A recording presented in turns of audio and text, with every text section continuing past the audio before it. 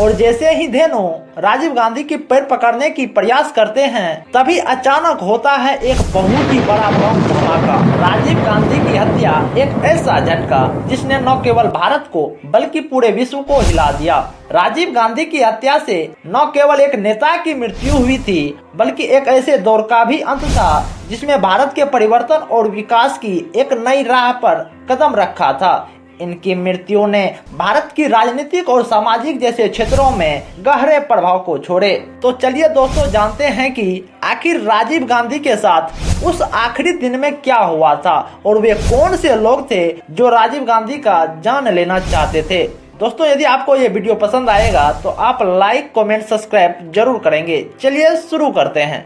तो दोस्तों जब देश में लोकसभा चुनाव के लिए जगह जगह पर विभिन्न पार्टी अपनी रैलियां कर रही थी, ठीक इसी प्रकार राजीव गांधी भी अपने विभिन्न क्षेत्रों में चुनाव प्रचार करने के लिए अपनी पार्टी को मजबूत करने के लिए चुनाव प्रचार कर रहे थे। तो राजीव गांधी अपनी चुनाव प्रचार करने के लिए दिल्ली के एक फ्लाइंग क्लब किंग एयरक्राफ्ट को किराए पर ले रखे थे। यही दिल्ली से ही विभिन्न क्षेत्रों में राजीव गांधी अपने पार्टी के साथ चुनाव प्रचार करने के लिए जाया करते थे और अलग अलग जगहों पर राजीव गांधी चुनाव प्रचार करने के बाद 20 मई 1991 ईस्वी के वो दिन जिसमें राजीव गांधी एक बार फिर दिल्ली से निकलते हैं। 21 मई को राजीव गांधी ने आंध्र प्रदेश के विशाखापट्टनम में पहुंचते हैं। जैसे ही पायलट ने विशाखापट्टनम से उड़ान भरने की तैयारी शुरू करते हैं तो पायलट को हवाई जहाज में कुछ तकनीकी खराबी महसूस होती है, जिसके कारण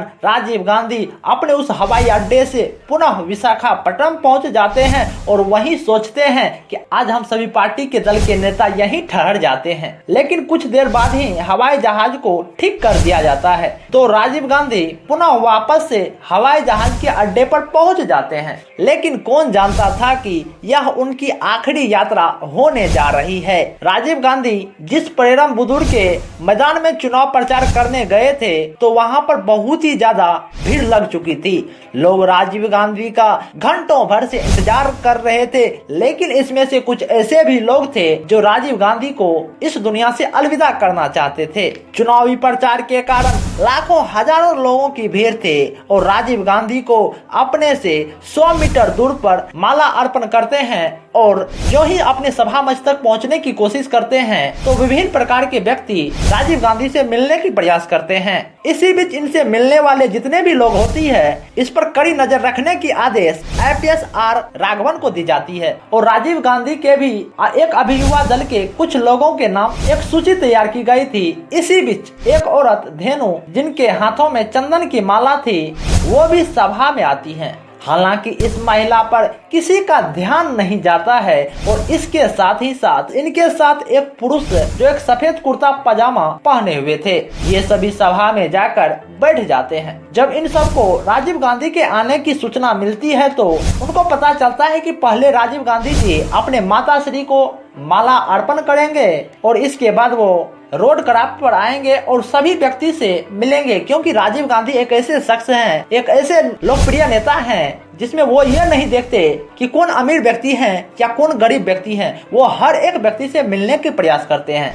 इन्हीं मौके का फायदा उठाते हुए धेनु ने राजीव गांधी के पास चले जाते हैं और जैसे ही इंस्पेक्टर अनुसुईया ने इस धेनु महिला को देखती है तो इस धेनु महिला को अनुसुईया इंस्पेक्टर अपनी तरफ खींचने का प्रयास करते हैं, लेकिन इन कारनामा को राजीव गांधी देख जाते हैं। लोकप्रिय नेता राजीव गांधी इंस्पेक्टर अनुसुईया को अपने तरफ खींचने से मना कर देते हैं और इन्हीं मौका का फायदा उठाते हुए धेनु ने राजीव गांधी के सामने खड़े हो गए और चंदन के माला राजीव गांधी को पहना दिए और जैसे ही धेनु राजीव गांधी के पैर पकड़ने की प्रयास करते हैं तभी अचानक होता है एक बहुत ही बड़ा बम धमाका। चारों तरफ आग की धुआं लपट जाती है, मानो अंगारे की गोली निकल पड़ती है। चारों तरफ हाहाकार मच जाते हैं, चारों तरफ लाशें बिछ जाती है, चारों तरफ लाश बिछने के कारण इन घटना में करीब 15 लोगों की घटना स्थल पर ही मौत हो जाती है। मरने वालों में से 9 पुलिसकर्मी और 44 अन्य लोग जो कि इस घटना स्थल पर घायल हो चुके थे। और राजीव गांधी के जूते से पहचान की गई कि ये राजीव गांधी ही हैं। तब वहां के पुलिसकर्मियों ने राजीव गांधी के शरीर पर चादर डाल देते हैं और राजीव गांधी अब इस दुनिया से शहीद हो जाते हैं। लेकिन तब पर भी मन की शांति के लिए राजीव गांधी की फैमिली के साथ साथ अन्य पुलिसकर्मियों ने इनकी शरीर को चेन्नई के एक अस्पताल ले जाते हैं। लेकिन मद्रास की खुफिया विभाग के द्वारा राजीव गांधी की मौत की खबर दिल्ली पहुंचा दी जाती है और ये खबर सुनते ही राजीव गांधी की पत्नी सोनिया गांधी को अस्थमा बीमारी का दौर पड़ जाती है। अगले ही दिन 22 मई 1991 ईस्वी को सुबह प्रियंका और सोनिया गांधी ने राजीव गांधी की मृत शरीर को लेकर दिल्ली रवाना हो जाते हैं। और राजीव गांधी ने जो पहले ही तय किया था कि हम 22 मई को अपने कार्यस्थल दिल्ली पहुंच जाएंगे, दिल्ली तो पहुंच गए लेकिन जीवित नहीं भाई बल्कि मृत। जब इन सभी पूरे मामले को सीबीआई को सौंपा गया तब कुछ महीनों के बाद जांच एजेंसी ने साजिश का पर्दाफाश करते हुए कहा कि तमिल संगठन के एक लिटे को इस हत्या का दोषी ठहराया गया। इस घटना ने न केवल भारत में ही नहीं भाई बल्कि पूरे विश्व भर में राजनीतिक के क्षेत्रों में एक गंभीर चिंताओं को जन्म दिया। दोस्तों आप जरूर कमेंट में बताइएगा कि राजीव गांधी की ये मृत्यु धेनु के द्वारा साजिश के तहत हुआ था या नहीं, आप जरूर बताएं। और यदि आपको वीडियो पसंद आएगा तो आप लाइक कमेंट सब्सक्राइब जरूर करेंगे। मिलेंगे नेक्स्ट वीडियो में। नमस्कार।